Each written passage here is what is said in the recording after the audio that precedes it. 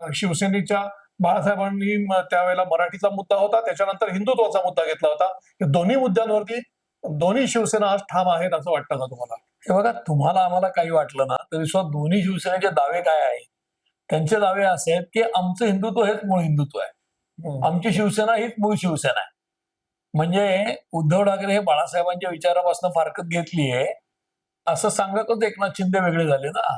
त्यामुळे एकनाथ शिंदे कालच्याही त्यांच्या वर्धापन दिनाच्या मेळाव्यात हेच म्हणाले की आमची खरी शिवसेना आहे आणि आमचं हिंदुत्व खरं आहे आणि या लोकांनी हिंदुत्वापासून फारकत घेतली म्हणूनच हम दो हमारे दो असं उद्धव ठाकरेंची प्रायोरिटी होती.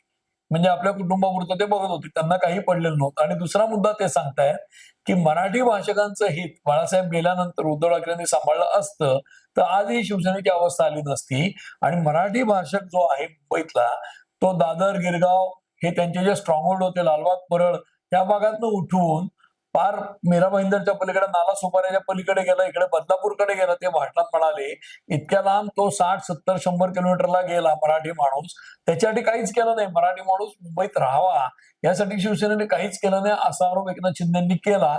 आणि पुढे ते इंटरेस्टिंग म्हणाले की मी मुंबईतल्या मराठी माणसाला परत मुंबईत आणीन. हे फार इंटरेस्टिंग आहे. गेले 2.5 वर्ष ते हे बोलतायत. हो, ते म्हणतायत की मी परत आणीन, हे कालही वर्धापन दिनाला बोलले.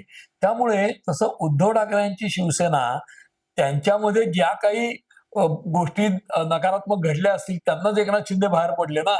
आणि मुळामध्ये आत्मपरीक्षण करायच्या ऐवजी जो त्यांना भेटायला जाईल आणि म्हणजे त्यांना वळवा, त्यांचं मन वळवा, त्याला तूही सोडून जा असं ते सांगत होते. म्हणून तर अधिकाधिक लोक गेले. म्हणजे समजावून सांगायला गेलेले गुलाबराव गेले, दादाजी भुसे गेले, हे सगळे लोक सांगत होते यांना परत आणा, तरी त्यांना म्हणते तूही जा असं करत लोक गेले. त्यामुळे ठीक आहे, ह्या सगळ्या बातम्या झाल्या, जे काय त्याची तथ्यता असेल ती होईल पुढे काळाने सिद्ध. पण मूळ उद्दिष्टापासून भरकटली आहे का?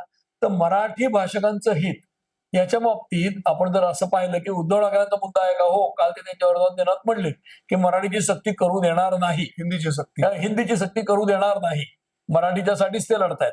पण हिंदीची सक्ती करून देणार नाही या मुद्द्यावर मायलेज जे मिळताना दिसतंय किंवा प्रभावीपणे काम करताना दिसतं ते राज ठाकरे दिसत आहेत. त्यामुळे एकनाथ शिंदे असोत किंवा उद्धव ठाकरे असोत, मराठीच्या मुद्द्यासाठी, स्थानिकांच्या मुद्द्यासाठी राज ठाकरे हे प्रभावीपणे काम करतायत. उद्धव ठाकरे किंवा एकनाथ शिंदे यांच्याकडे हे स्पष्ट दिसतंय. म्हणजे मराठीचा मुद्दा शिवसेनेने सोडलाय का? अजिबात नाही.